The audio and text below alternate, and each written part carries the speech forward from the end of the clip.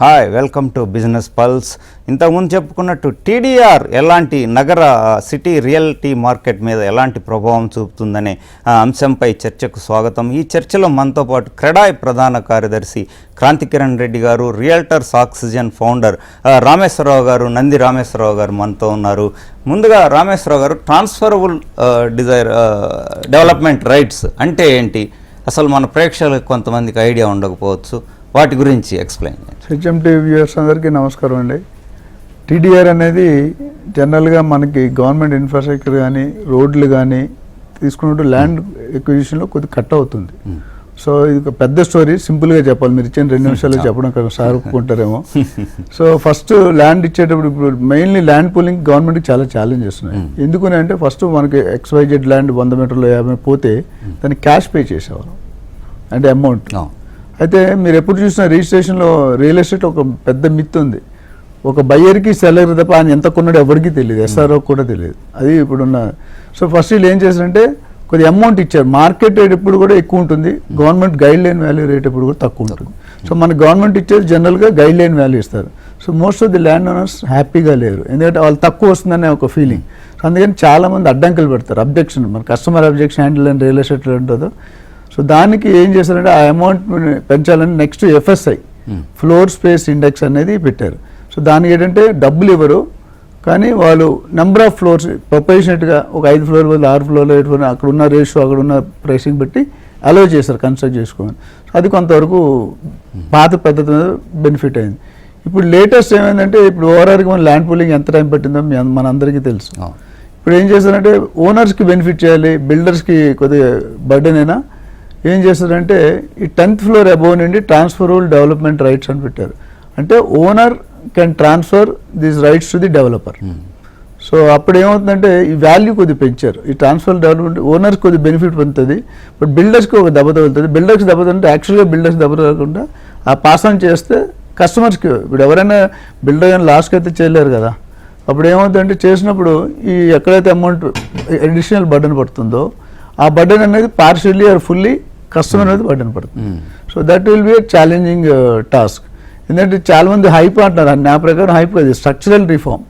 So దీనివల్ల కొన్ని ఏ పని చేసినా ఒక బెనిఫిట్ ఒక లాస్ రెండు ఉంటాయి. మన రెండింటినీ గవర్నమెంట్కి సర్టన్ ఛాలెంజెస్ ఉంటాయి, అదేవిధంగా బిల్డర్కి సర్టన్ ఛాలెంజెస్ ఉంటాయి, అమ్మేవాడికి సర్టన్ ఛాలెంజెస్ ఉంటాయి, ఇన్వెస్టర్కి ఉంటాయి. సో ఇదంతా విన్ విన్ సిచ్యువేషన్ తయారడానికి మన గవర్నమెంట్ ట్రై చేస్తున్నారు.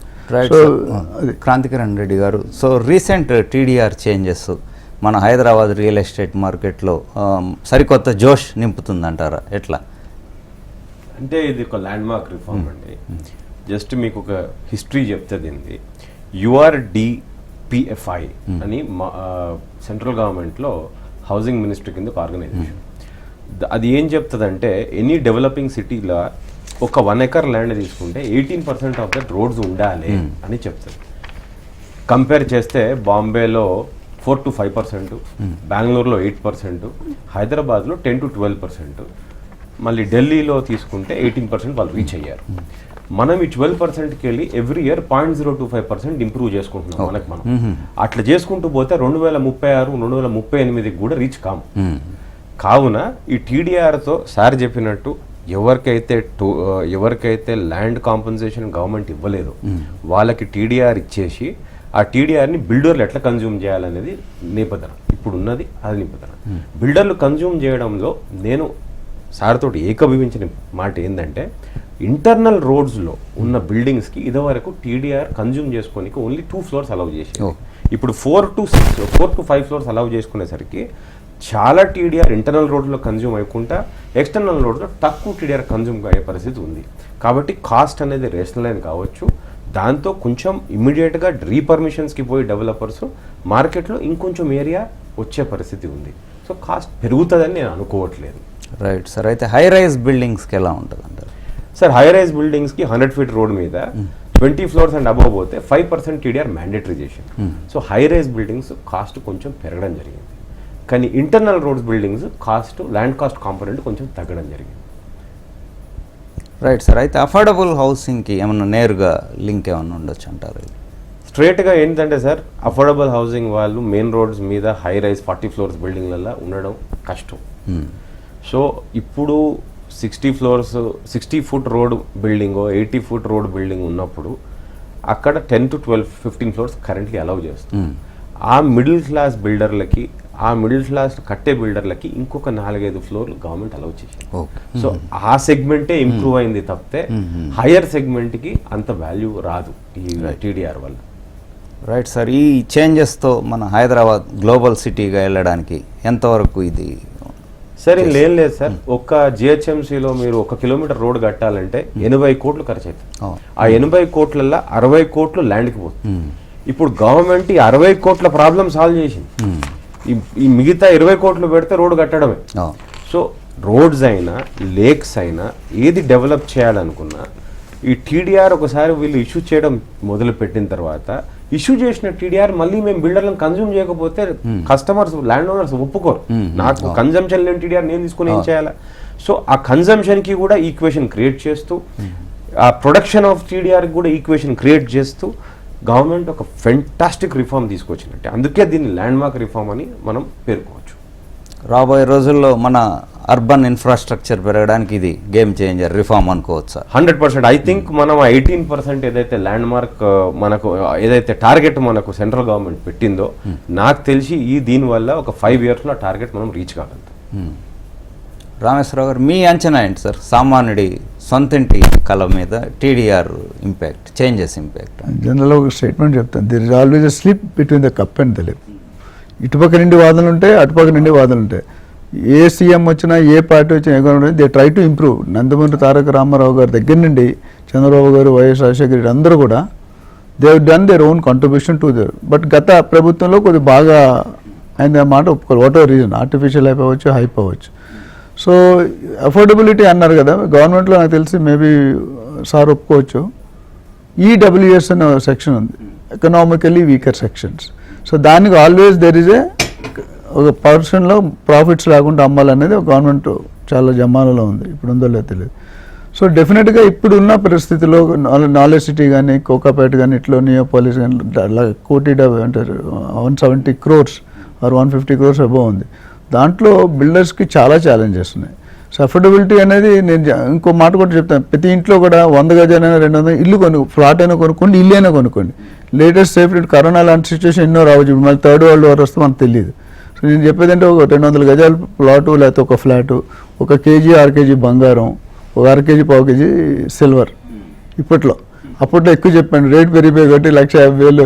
నేను గోల్డ్ ప్రిడిక్షన్లో లాస్ట్ 1 year బ్యాక్ జనవరి 2025లో గోల్డ్ 2 లక్షలకు వెళ్తుంది, వెండి 4 లక్షలకు వెళ్తుంది అని చెప్పాను.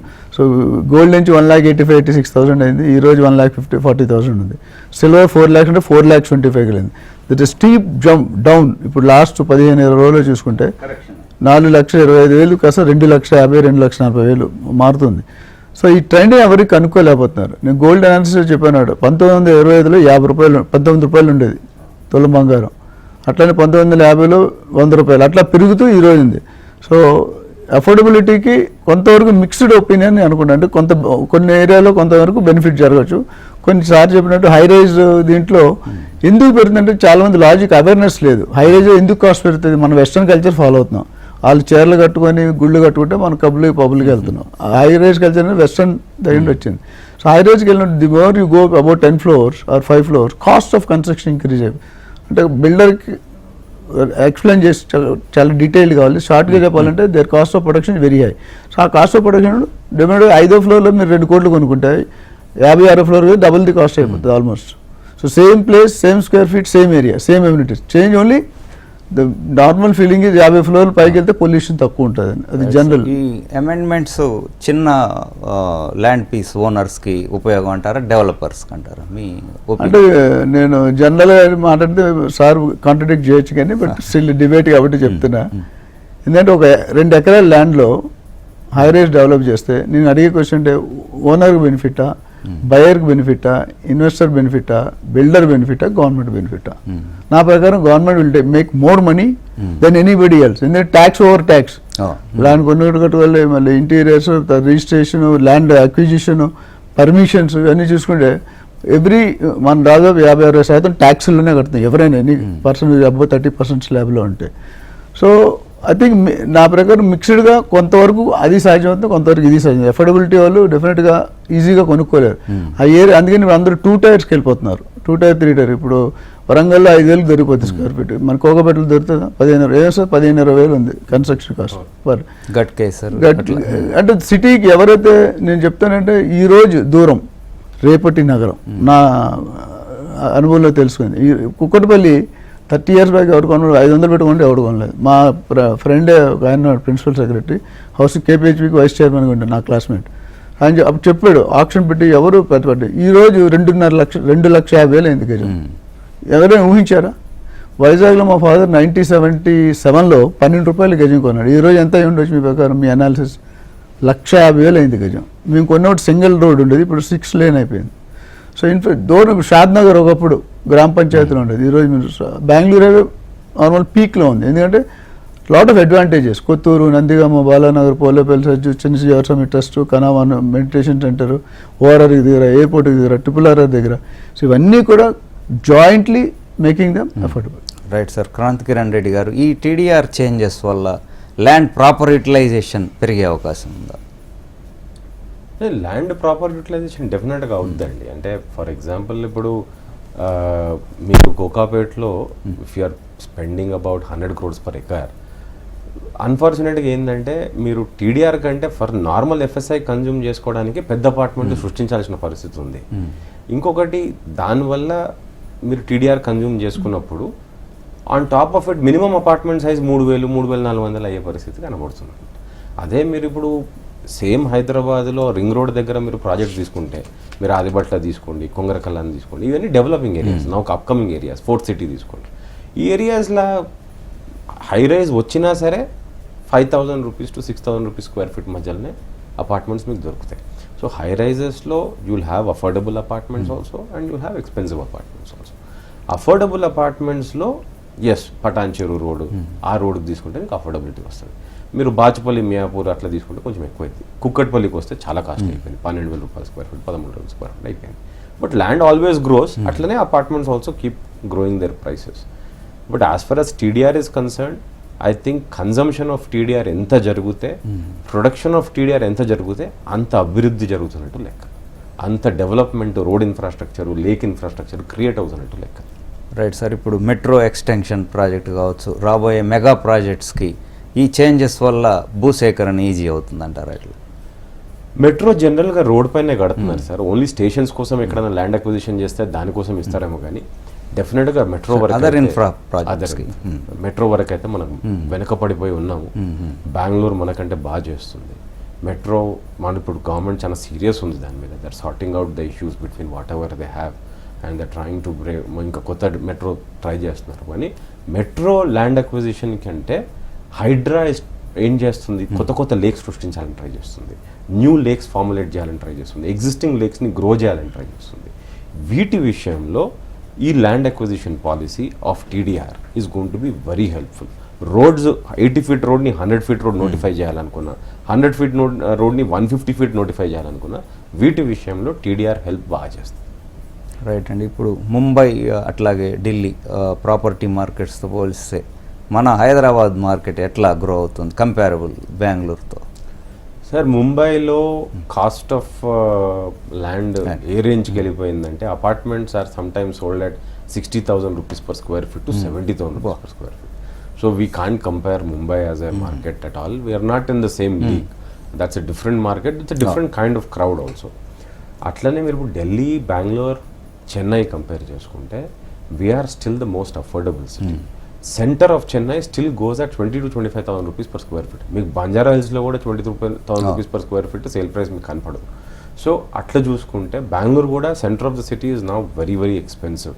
Hyderabad is not reach that expensive. And actually అందుకు అంత ఎక్స్పెన్సివ్ కాలేదు అంటే మన హై రైజ్ పాలసీకి, మన TDR పాలసీకి, తక్కువ ల్యాండ్లో ఎక్కువ కట్టడం వల్లనే మనం కొంచెం affordable we're able to give to the customer అనమాట. లేకపోతే ఐ థింక్ మనం కూడా సేమ్ ప్రైస్ పాయింట్స్కి రీచ్ అయిపోయేటోళ్ళు. Right sir. ఇప్పుడు TDR రిడెంప్షన్ కావచ్చు, ప్రైసింగ్ అండ్ ట్రేడింగ్ విషయంలో ఎలాంటి కంట్రోల్స్ ఎట్లా? సార్ టీడీఆర్ ఇష్యూ చేయడం అనేది ఇప్పటికి కూడా జియో 16 అండ్ జియో 95 ప్రకారంగా ఇష్యూ చేయడం అనేది బల్క్ ల్యాండ్స్, అంటే ఎకరం కంటే ఎక్కువ ల్యాండ్స్ ఉంటే కొంచెం ప్రాసెస్ టీడీఎస్గా ఉంది. అది మేము క్రెడై తరఫున గవర్నమెంట్కి రిప్రజెంట్ చేయడం జరిగింది. గవర్నమెంట్ చాలా బాగా అందరి అసోసియేషన్స్ని దగ్గర తీసుకొని విషయం ఏందో కనుక్కొని they are reforming, there is no doubt about that. ఈ విషయం కూడా మేము గవర్నమెంట్ దగ్గరికి తీసుకెళ్ళడం జరిగింది. హోప్ఫుల్లీ ఆ పాలసీని కొంచెం వాళ్ళు రిఫార్మ్ చేస్తారు. అది కాకుండా మేము ఒక సబ్జెక్ట్ గవర్నమెంట్ దగ్గర చెప్పడం ఏం జరిగిందంటే టీడీఆర్ మార్కెట్ ప్లేస్ క్రియేట్ చేయాలి. ఎవరి దగ్గర టీడీఆర్ ఉంది ఉండడమే కాదు, ఉన్న వాళ్ళల్లో అమ్మదానికి ఎవరున్నారు, అంటే నేను దగ్గర టీడీఆర్ ఉంటే నేను అమ్మాలని గ్యారంటీ లేదు కదా. సో నేను అమ్మాలే అని అనుకున్నప్పుడు ఆ మార్కెట్ ప్లేస్లో ఈ టీడీఆర్ అమ్మకానికి ఉంది, ఈ టీడీఆర్ ఉంది కానీ హోల్డ్లో ఉంది. ఈ రెండు విషయాలు అందరికీ తెలిసే పరంగా ఒక మార్కెట్ ప్లేస్, ఒక వెబ్సైట్ క్రియేట్ చేయమని మేము అడిగినాము. మేబీ తొందరలోనే ఆ ప్రపోజల్ ముందుకెళ్ళొచ్చు. Right sir. టీడీఆర్ ట్రేడింగ్లో ట్రాన్స్పరెన్సీ పెరగాలంటే ఏం చేయాలి సార్? రామేశ్వరరావు.